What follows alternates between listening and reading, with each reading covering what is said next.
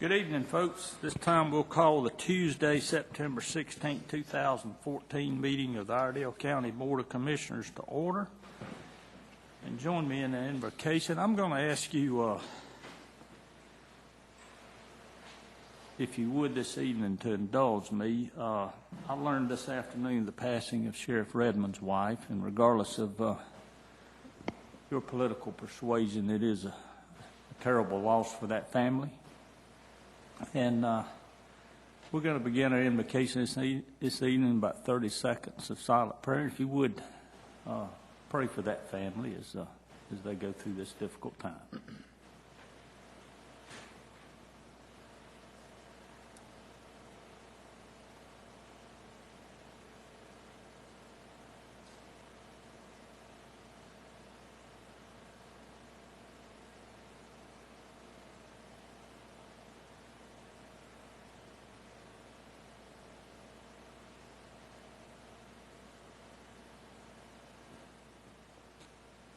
Heavenly Father, we come into your presence again tonight, thanking you for the opportunity. And we do lift up the Redmond family to you.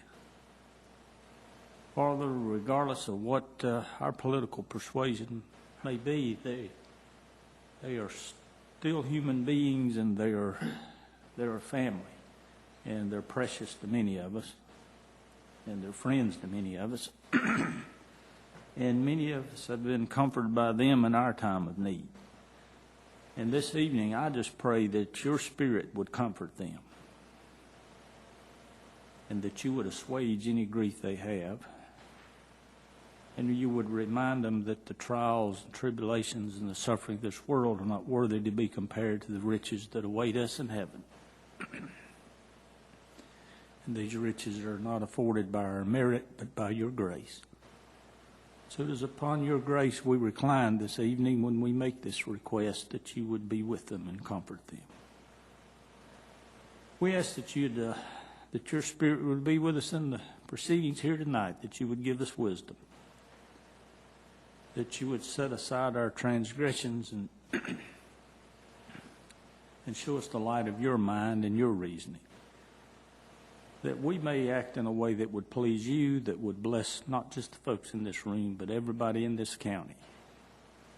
For if we profess to love you, we should love the county as well. We ask all these things in the name of Christ. Amen. Join us in the Pledge of Allegiance to the flag of our country.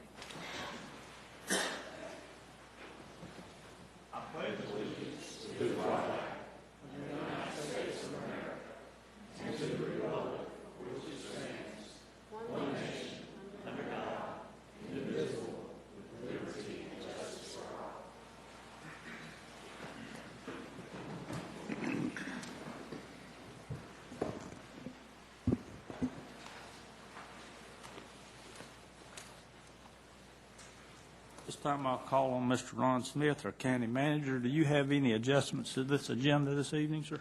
Mr. Chairman, I do have one adjustment. I'd like to add a personnel item under closed session, and that's under General Statute Reference 143, 318, 11A6. Okay. And that's all you have, sir? Yes, sir. Are there any adjustments to this agenda from any member of the board this evening? Hearing none, the floor is open for a motion to adopt this agenda as amended. Motion to approve. We have a motion to approve this agenda as amended by Commissioner Griffith. All in favor say aye. Aye. All opposed? Motion carries unanimously.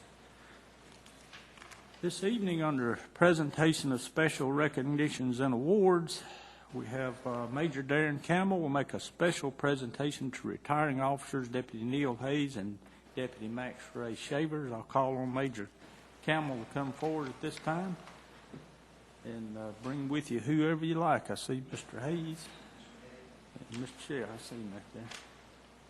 Bring those gentlemen on up.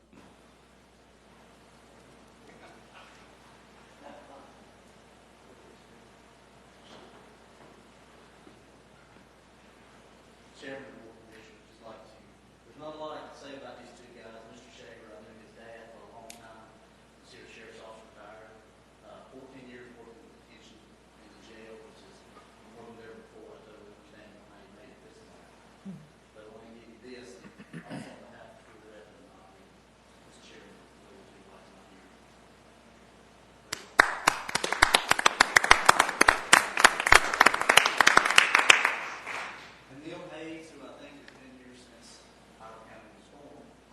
When I started riding with when I was 70 years old, riding on the road. 30 years of being working and everything. So, wow. Darren, y'all turn around, let me get a picture.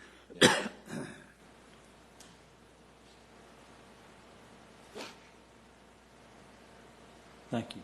Thank you, gentlemen, for Thank your y'all for your service. service. You've been a blessing to everyone. Thank you. Enjoy retirement.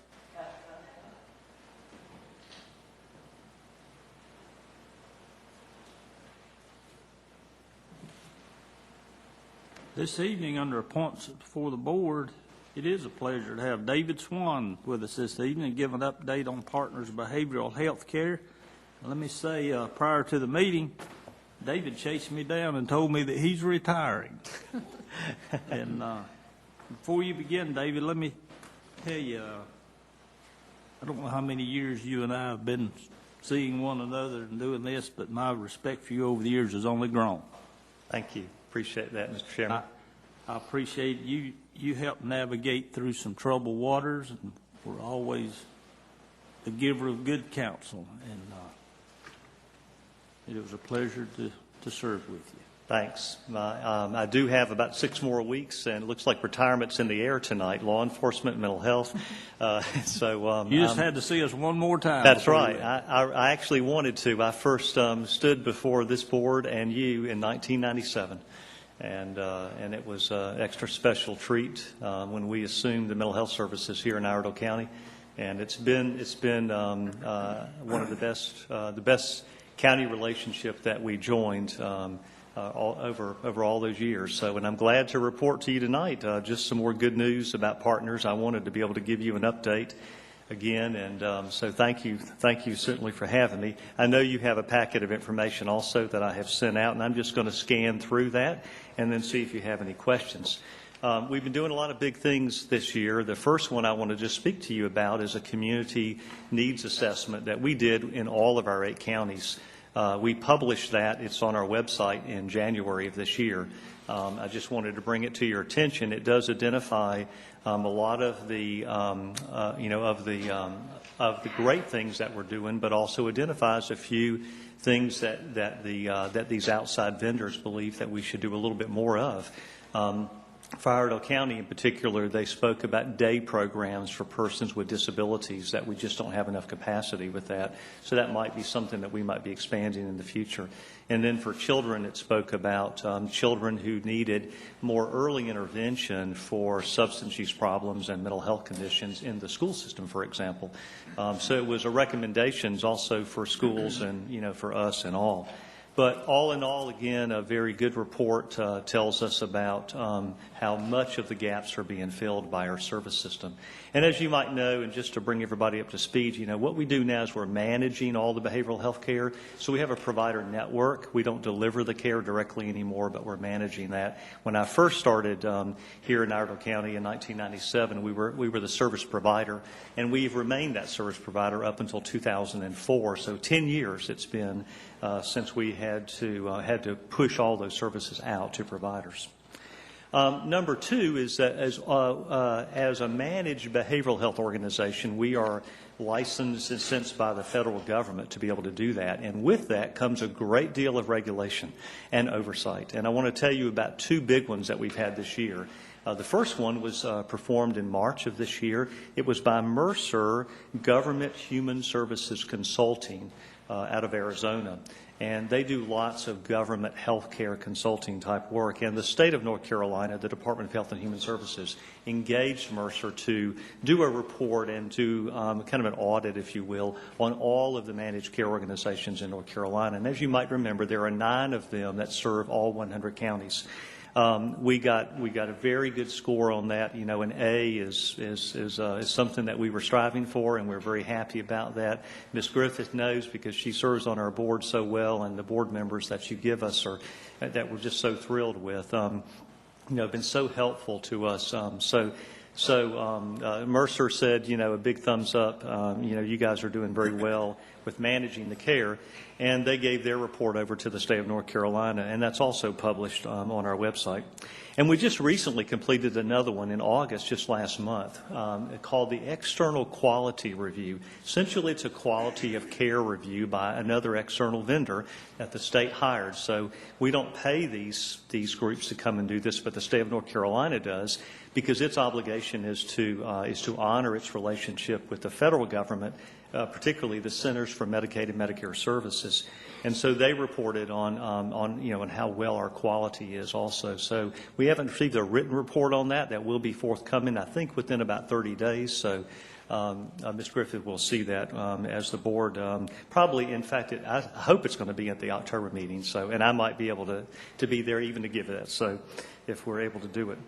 I wanted to point out, too, something that's in your packet. It's called Our Progress and Success. And it's a 4-page document that's got some color to it a little bit, but it is a 2-year brief snapshot of the successes that we've had. I want to highlight a few for our time tonight, just to let you know just some of the highlights of what I think have been some of our outstanding accomplishments, and just so you know about the impact of what we're doing here in Iredell County. Each month now, 13,000 people are receiving mental health care through our contracts and providers. Just a dramatically high number of people, and that has continued to grow over the years. Another thing that's over on page 2 that I want to point out is what we've been able to do under this new managed care system that we're operating is to expand services. The federal government gives a lot of odd names to services and things, and these they call B3.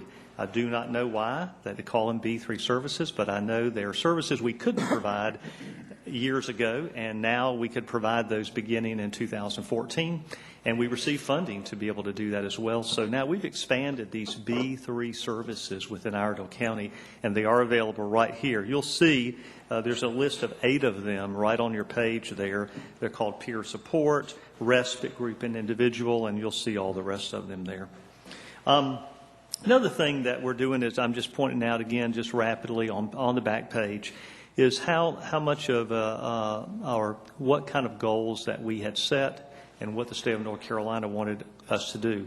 We not only had to improve the behavioral health care, but we had to save North Carolina taxpayers money at the same time. And you will see here a figure that's almost daunting, but in the last year we saved $21,700,000.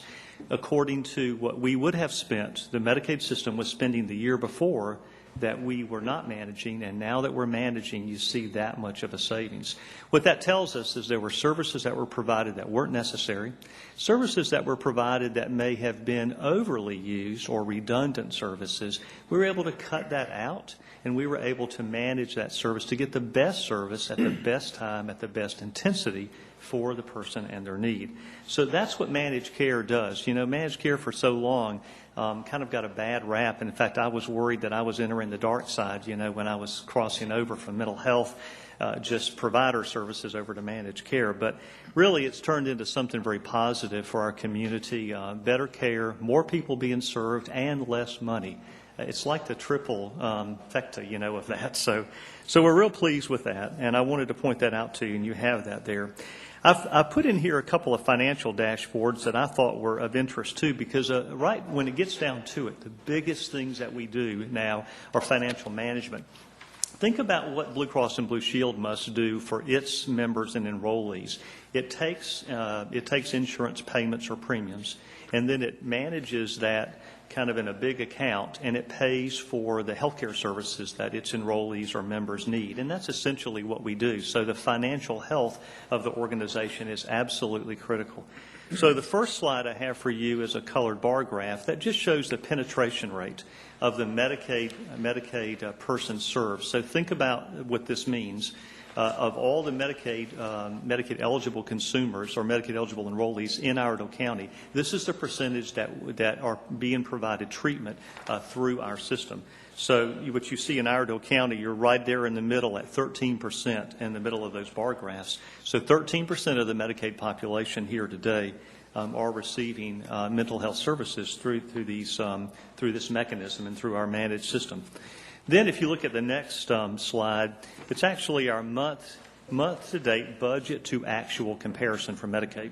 Another good piece of our health. What you don't want to see is that red line, again, going above the actual blue line. The blue line's the budget line, and the red line is the actual line. So we want to see that down below, and you can see that it is.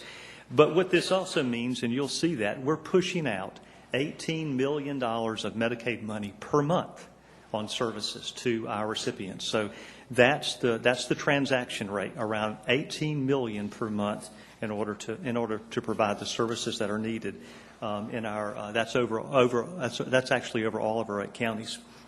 The last slide's pretty busy. There's a lot of information on there. This is for the month of July.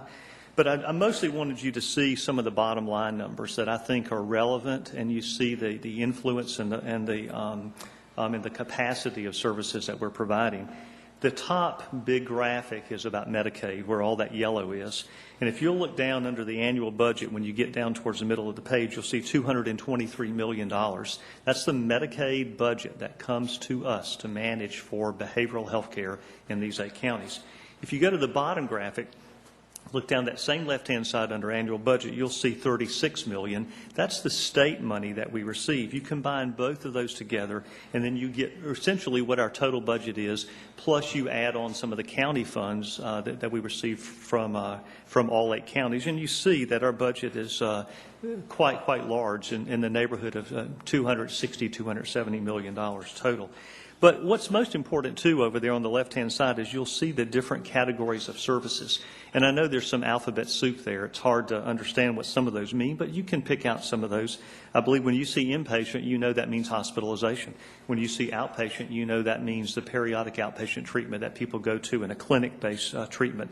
Some of the other acronyms, the MST and things like that, those are enhanced services, bundled services, high-intensity services that people have. And you'll see that some of the big dollars go to some of those services that you might not have heard about before. The one called Innovations at the top, that's the services to the intellectual and developmental disabilities population in all of our 8 counties. You see 73, almost $74 million going to that population.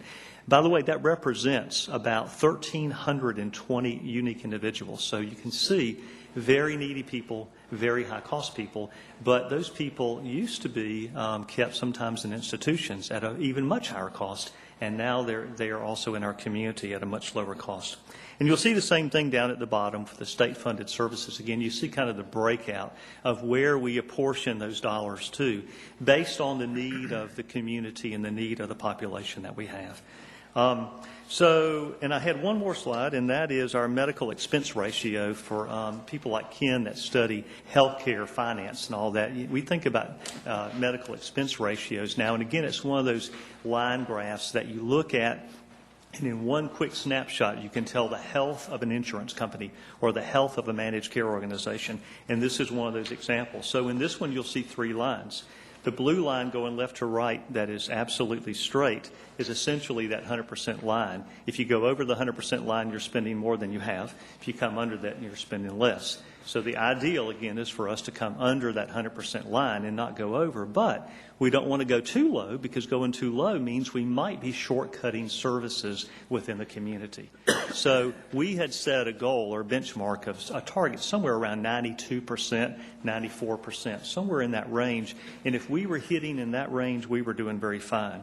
You will see again that we are hitting that. If you look at the red line, we are staying just below that, and somewhere around that same type of percentage. It's actually roughly around 90 sometimes in some months.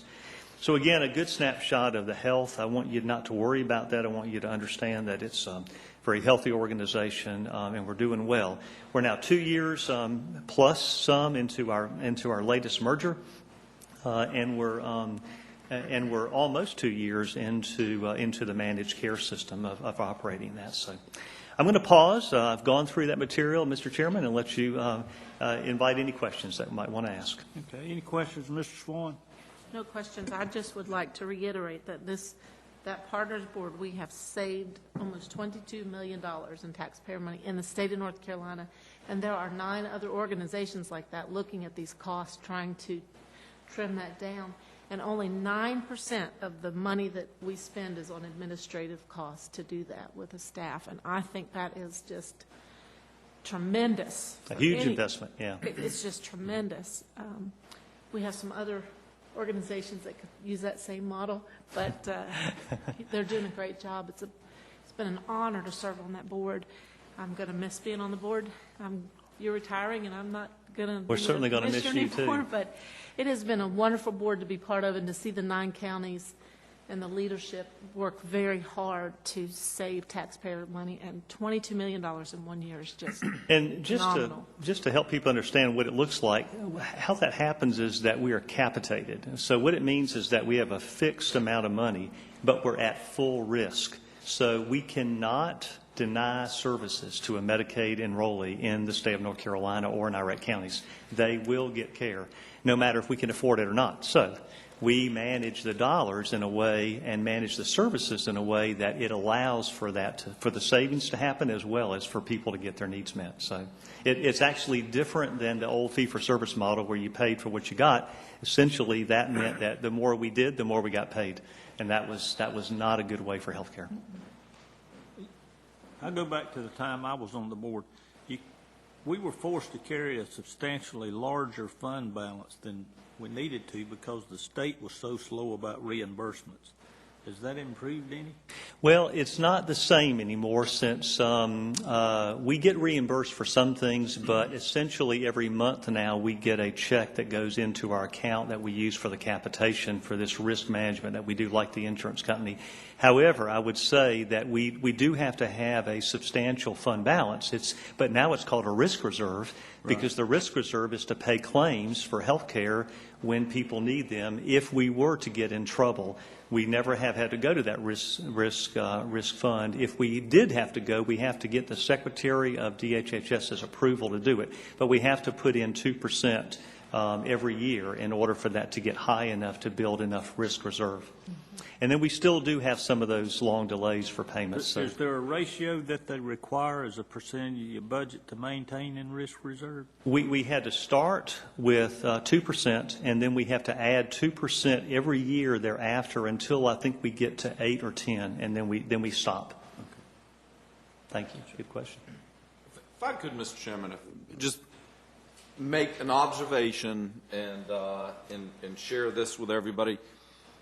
For the folks viewing and the people in the audience today, I've been on this board for 10 years, and for 10 years I've watched you come before us, and every couple of years you have been reorganized. The state has changed the structure for how we are going to deliver and meet the needs of mental health services. And when you look back kind of at the history, it really started in the late 60s and in the 70s when our nation said we're going to treat mental health issues and mental illness differently. And the decision was made we're going to do it differently without knowing what that would look like or how much it would cost. And so many times in government and sometimes in business, we change course and really haven't thought it through yet, okay? And sometimes you have to, and you can say that's good or that's bad, but it just happens. It's human nature. And watching you in the midst of this has been interesting. And having spent time in the Army, we're all students of leadership, and it reminded me of a quote that an advisor to Nero said. So human nature, it just shows you that human nature doesn't change. It was the guy's name was Patronus Arbiter, as best I can tell, or Petronius, they would just be known by one name.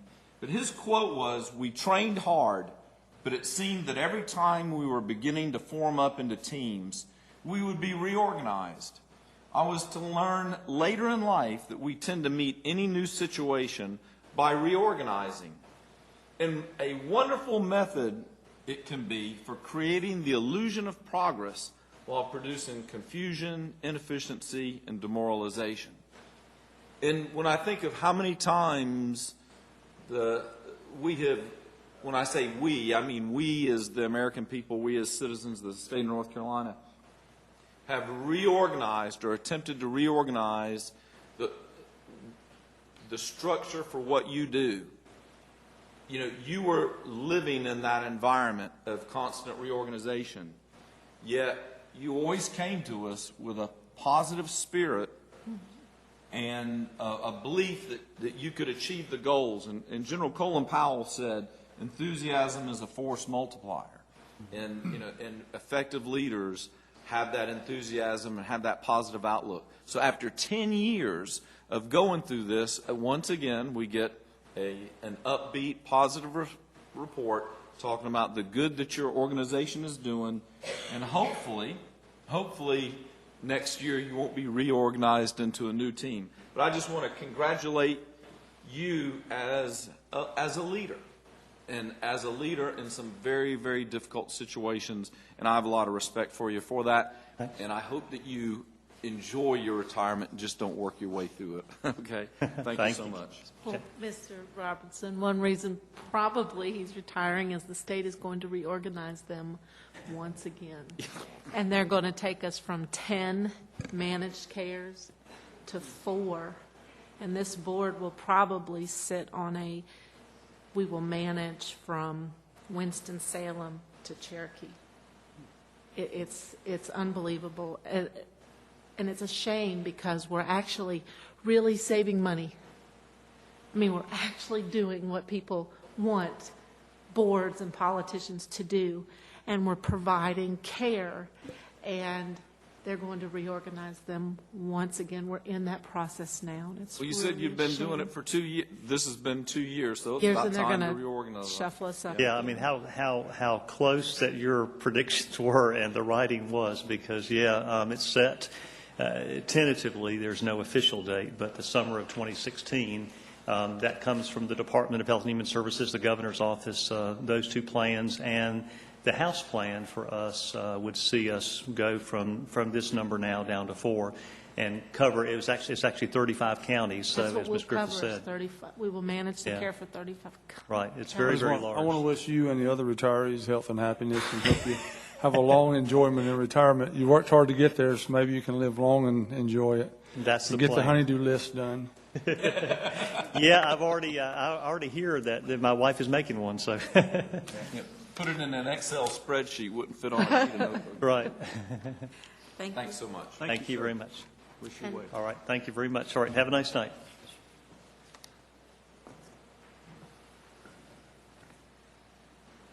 Next, under appointments for the board, we have Judge Joe Crosswhite is going to present the findings and results of the Inmate Reduction Committee. Judge, glad to have you. Chairman Johnson, thank you very much. I couldn't help but notice the last 2 people that spoke, it was about their retirement. I just want to notice I'm not falling into that category, at least not yet, hopefully. But I did want to thank the commission for allowing us this opportunity to make recommendations on ways that we can reduce the inmate population in the jail without impacting public safety. I believe we provided a pretty detailed report previously. I know there's been a lot of prior conversation about it, so what I'm going to do with the permission of the board is I'm going to brief by exception, not go into a great deal of it unless you have any additional questions, which I'll certainly be happy to answer. I do want to also thank the members of the committee who all had other jobs, but they came together and devoted their time, and despite very different interests and concerns, I think worked extremely well together to make these recommendations, which ended up all being unanimous. So I certainly want to thank them for their efforts on that. We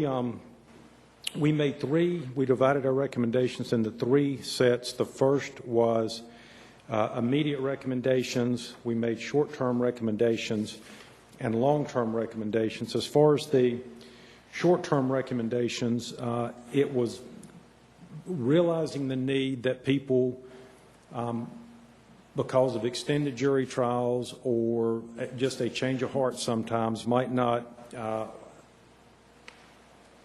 be interested in coming to court and taking a plea. We realized the need to assign a bailiff who had daily contact with those inmates, and through his efforts, we put other systems in place through the court system, through the district attorney's office, to bring those people to court early and let them take pleas so they could either be moved either out of the jail or onto the Department of Corrections. I did ask Deputy Eric Seen to come tonight. He's the one who basically spearheaded this whole operation, and I just want to recognize him, and that was the reason I asked him to be here, is through his efforts. We implemented this program on a trial basis July the 18th, and through his efforts, the total days saved were 1,965, and that results in a total savings to the county of $137,000 in inmate time. I asked him to be here. I'm going to ask him to stand now because he's not in uniform, but I just wanted to publicly recognize him and thank him for his effort, and to let the commission know this was not his primary job. This was an additional duty that he did along with everything else, but he jumped in and went at it in tremendous fashion and really made a great deal of difference to the county and to the taxpayers. I just wanted him to thank him.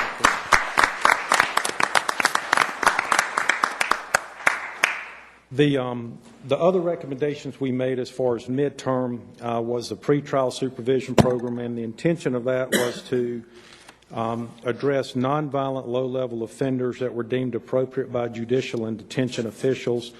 This is a program that has been in Alexander County, and the reason I bring that up is because the district attorney here, as well as the chief district court judge, operate a similar program, and it would be a relatively easy program to implement. There are representatives of appropriate placement options here. They have submitted a report. They know at the appropriate time that the committee might have additional questions for them as far as cost, and I certainly think that they're available to answer those questions at a time that's convenient to the commission. The third midterm recommendation we made was for the county to grant a fund to hire an additional district attorney. I think we realized the need for this when I received an email from John Smith, who's the director of the North Carolina Administrative Office of the Courts, basically indicating that District 22A, and these are because of statewide funds that has caused about a 10% reduction overall across the state in court personnel. District 22A in specific is operating at 83% of the recommended assistant district attorneys and overall at 85%. 22A has 11 ADAs, and based on the workload formula should have 14. So the recommendation on that was to grant a fund to hire an additional district attorney to focus exclusively on custody cases and move those individuals through the system hopefully a little bit quicker. The cost savings, the cost associated with those programs as well as the anticipated savings has been included. I'm not going to brief those. I mean, you are as capable of reading those as I am, so I'm not going to waste your time with that. We also made some long-term recommendations which we discussed as well, and I know some of those might require additional time and additional research, but without going into everything that we've discussed previously and without wasting your time, I just wanted to kind of highlight the programs and then give the commission an opportunity to ask any additional questions about these programs that you might have. Any questions of Judge Crosswhite?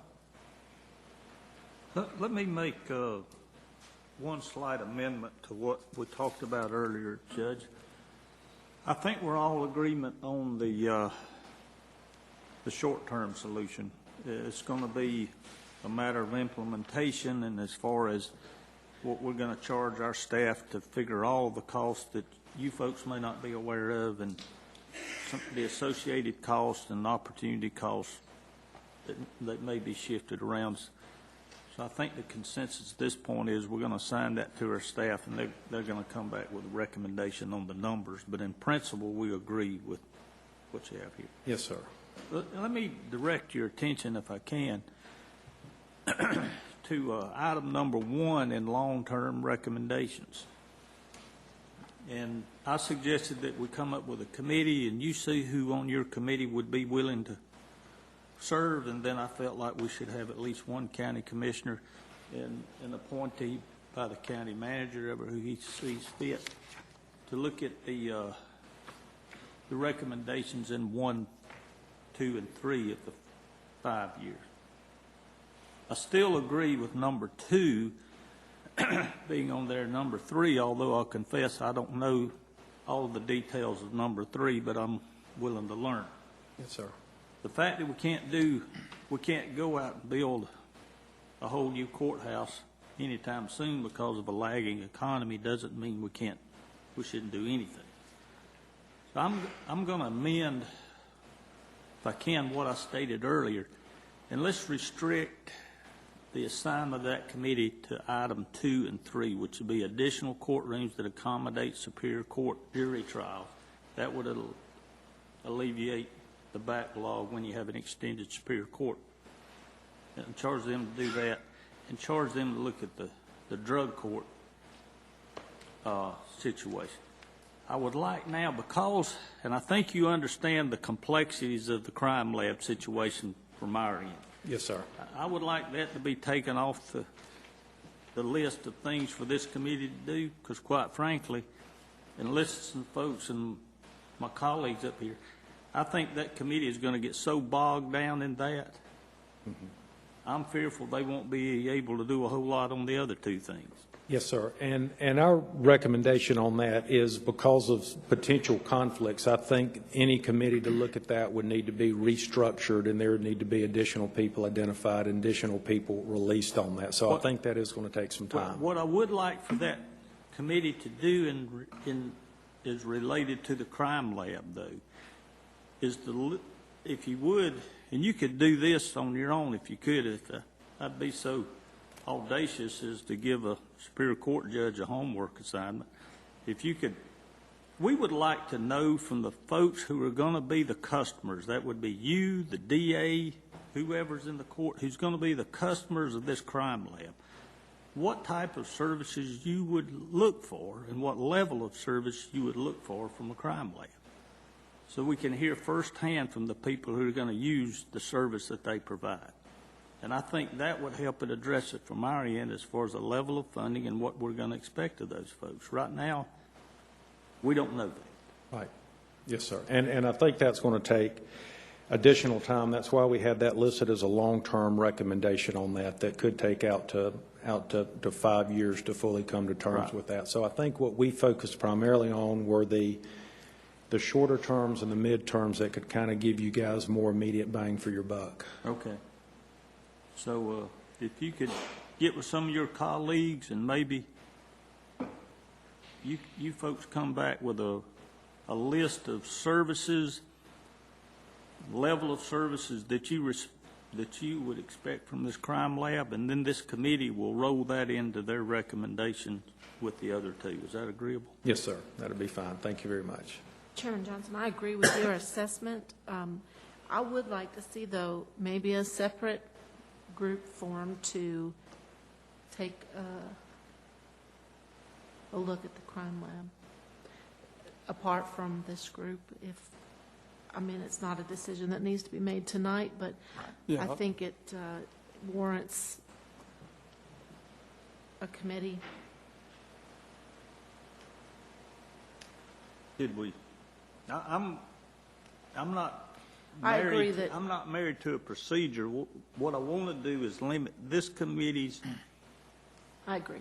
Limit the time they're going to spend on the crime lab to defining the services that they need, and then let them get on into the business of solving this backlog when you have an extended Superior Court. I don't want them getting mired up. Ever how you want to do that as a parallel committee, I'm okay with it. I think we could address that too in the winter retreat maybe or something, potentially. I agree with you, Chairman Johnson. I would just like to see some action taken in regards to the crime lab with some folks just. To not waste any more time. I'm not trying to cut anybody short. That's fine. I think Mr. Robertson had a pretty succinct motion in regards to the short term. I do. Let's let him make that motion that I think everybody's going to agree with. And let's do that, and then we'll have another motion on what we're going to do as far as the long term. Okay. Can we do that? Yes. Okay. All right. My motion is of the first 4 recommendations as presented to us in the document given by the committee, that we implement recommendation number 1 now, which is pretty much happening, and that we instruct the staff to pursue with intent to adopt recommendations 2 through 4. And the staff work that we would like to see them come back with would have 3 components to it. Number 1 would be to verify the cost to implement. Judge Crosswhite and his committee did a very, very good job of coming up with what they believe to be the cost to implement each of these steps. We just need to make sure that those have been vetted out by the folks who are actually going to write the checks. Number 2 would be, because this would include about 2.5 full-time equivalents, actually a little over 2.5 full-time equivalent positions, that those positions would have some, at least an initial job description, a reporting structure, and then a recommendation on whether they should be a contract employee or a regular employee, with our intent that they would, at least initially, that they would be contract employees. And we said, I think the time frame would be for 6 months. Okay, we talked about 4 months, but we said it would be 6 months. And then the third instruction to staff would be to come up with a set of anticipated savings and an approximate timetable and a mechanism or metrics on how we would account for progress, so that we know that we know what right looks like, basically. Okay.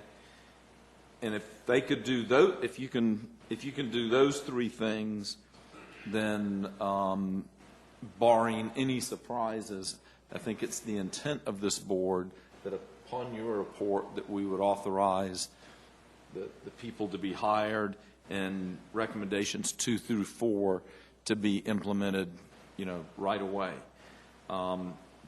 We did not set a specific timetable, but sooner is better than later. But realistically, we don't expect y'all to come back until probably the 2nd meeting in October. But if you come earlier, that's good. Okay. So that's the motion. And if I need to word it a little bit more succinctly, I'll just say, with respect to the first 4 recommendations, that we implement recommendation number 1 now, and that we send back to staff recommendations 2 through 4, so that they can get an accurate cost, describe how the employee would be handled, and then to come up with metrics to measure progress and bring that back to the board for adoption as soon as possible, approximately in the 2nd meeting of October. And could I add one thing? And since we're probably gonna begin that thing in the middle of a budget year, we're probably going to begin it sometime after the first of the year, then I would expect we'll have a budget for the remainder of this year. In addition to that, we'll have an estimated annualized cost of the program. Ideally, we should only need a budget amendment to get it started. Right. If it works properly, the budget amendments will be money not being spent, not money being spent. If we have to amend the budget in a negative way, then our metrics are way off. Okay, so we have that motion. Any further discussion? I believe that, I'm not sure that we can have a good measurement in 6 months. 4 months is too short, but I'm concerned that 6 months will not give us enough time. Okay. It was metrics to measure progress. Okay, that's fine. Okay, And it didn't say that we'd be at the end state. I just, the request from staff is to come up with the metrics for how do we measure progress. It did not say that we would measure the end state. Actually, their recommendations estimated what the end state would be, which for the public's information is basically for about every $1 of investment on our end, we would save approximately $8. So I think very quickly, as soon as we pass that, 2-to-1 threshold, this is a good deal for us. The question is just a matter of how do we track that. How do we track so that we end up at that 8-to-1? If we end up at 7-to-1, I don't think we call this a failure. Okay, but we should be able to measure it as we go. I think if you look at this thing from another perspective, though, what you're going to see is the judge, by his own initiative, has already begun a lot of this. And Eric, with the judge's guidance, has saved us a great deal of money. So he's probably getting to the point, I think, to where at some point he's going to max out on what he can do from his end, and his is going to be a job of maintaining those savings. Any additional savings would be due to the effectiveness of appropriate Placement option. placement options. Thank you very much. Well, For Chairman trouble Johnson, getting that out right. since we are going to wait until the second meeting in October to have a report from the staff, then I will wait until the first meeting in November for any recommendations on a committee for the crime lab. Would that be okay? Yeah. Okay. Then I second the motion. Okay. Well, let's understand what we're looking to do, though. We're going to save a certain number of beds and then appropriate placement thing. Options. It just had a different name that I know no longer correct one way or the other. I'm just having a little trouble here. All right. Placement options is going to save us additional beds, but I think we're all of like mind, at least we were at 5 o'clock, that due to the legislative changes coming down from the legislature, that Mr. Connolly is probably correct in his reticence in regard to surrendering beds in Salisbury, because if those changes come about, he may need those beds. Is that a pretty accurate statement?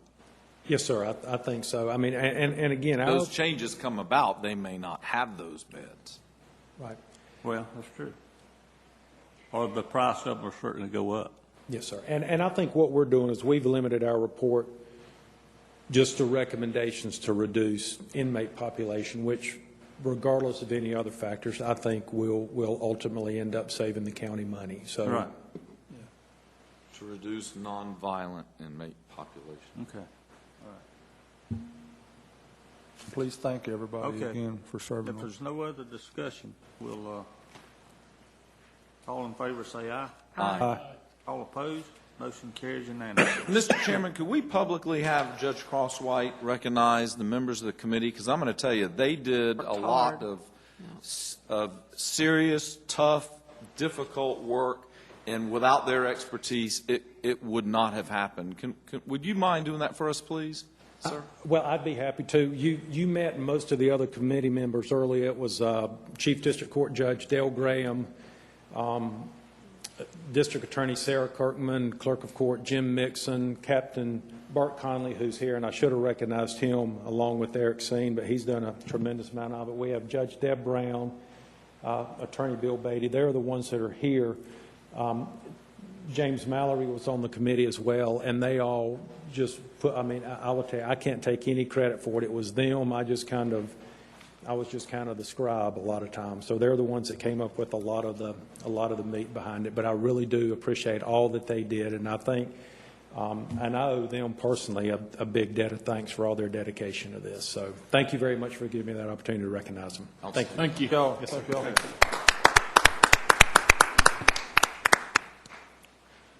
Okay, we're going to have a second motion here now in terms of the long-term recommendations.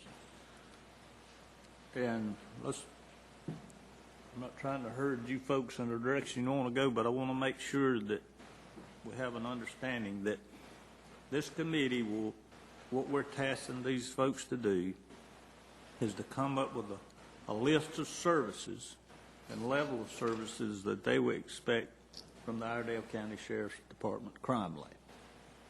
Yes. Okay? And that they would come back with some recommendations how we could accommodate more superior court jury trials. Okay? And that they would fund a drug court designated to rehabilitate offenders. Okay?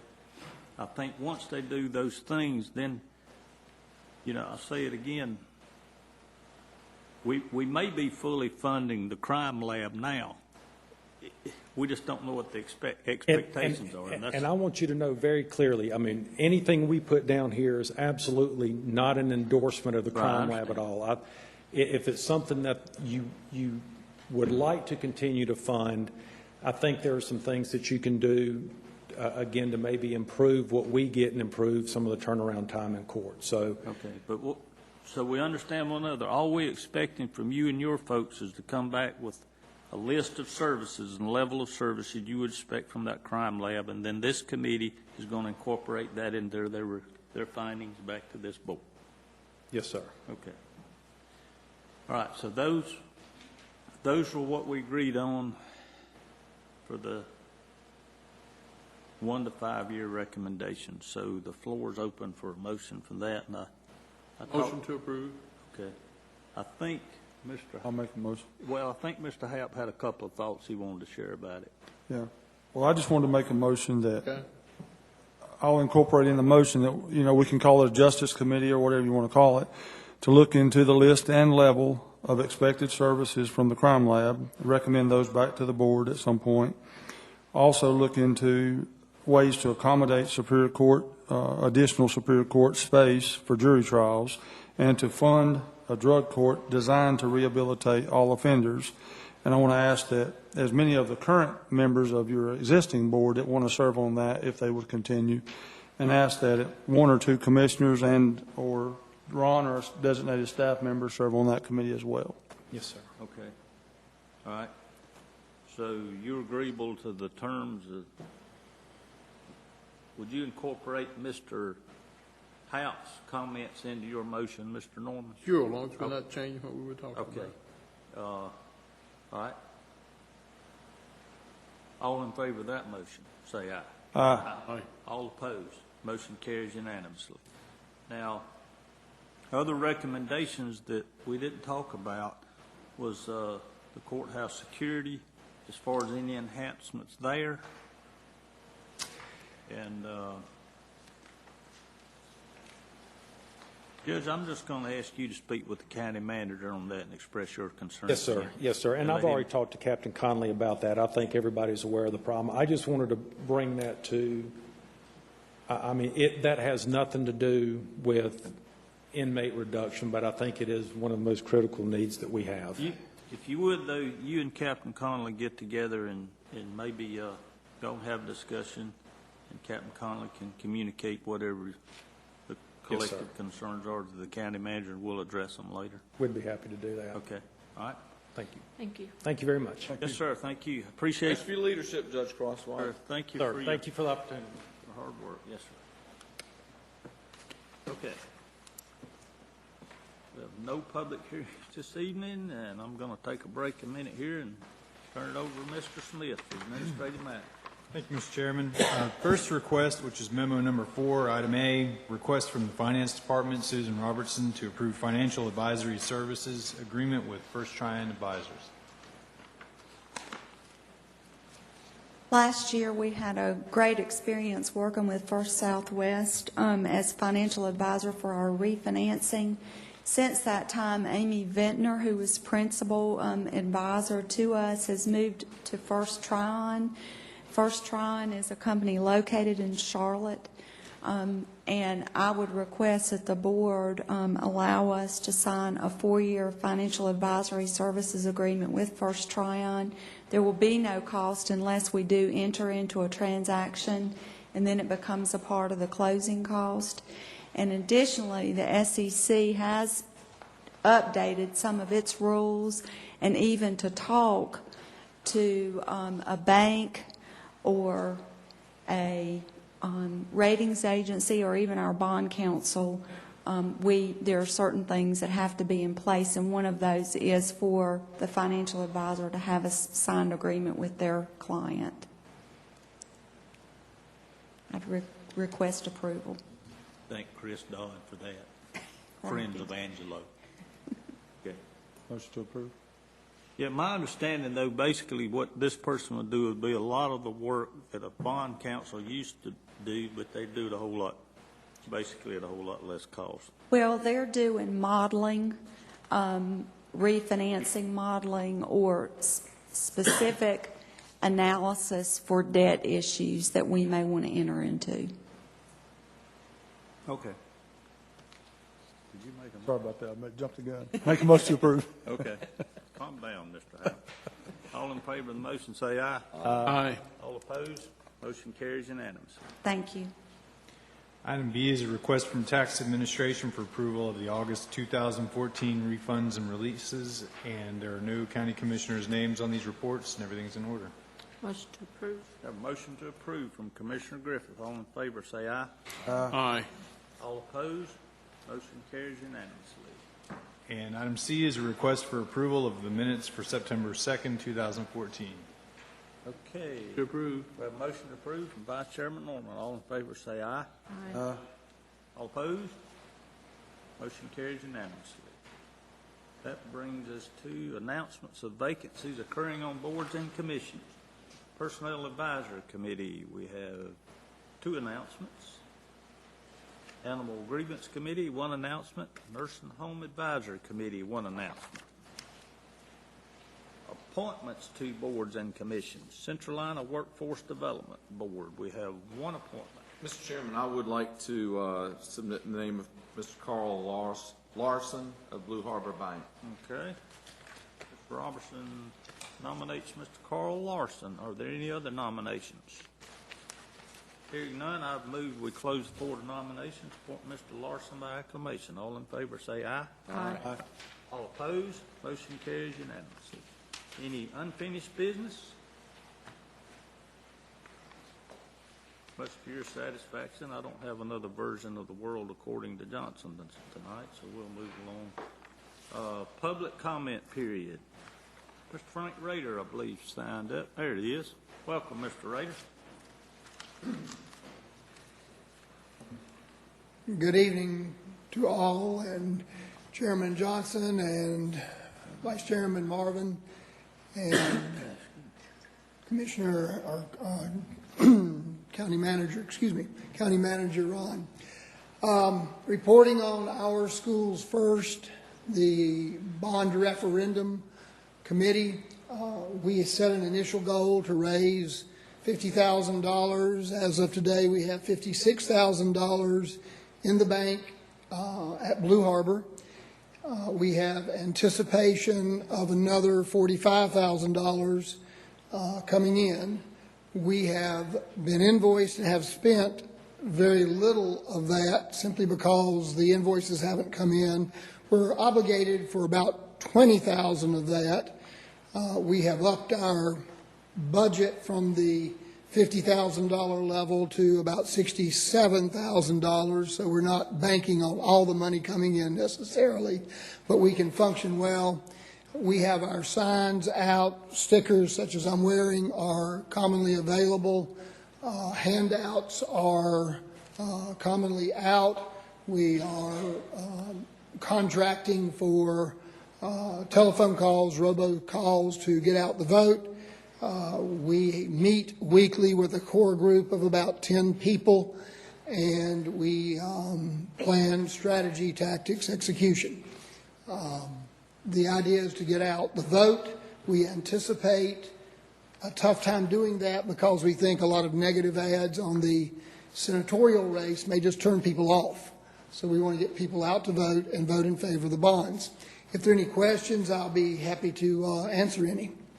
Any questions, Mr. Rader? Thank you. Thank you, sir. Appreciate you coming. No. Well, we got new business. Any new business to come to our attention? County Manager's report. Anything, Mr. Smith? I've got two things real quick. I've got very good news from the Health Department. Environmental health backlog in Mooresville is down to 2 weeks, and they've done a wonderful job of pulling that down. So I want to commend them and hope that they can keep bringing it down. And I'd also like to, I think you have in front of you an invitation from our Parks and Recreation Department. Scotts Rosenwald Park is going to be having an open house or ribbon cutting and celebration on Saturday, October 4th, from 10 to 2 o'clock. And I want to, we sent out a press release, I think it was in the paper today, and I'd like to invite everybody to come in. Okay. Thank you, sir.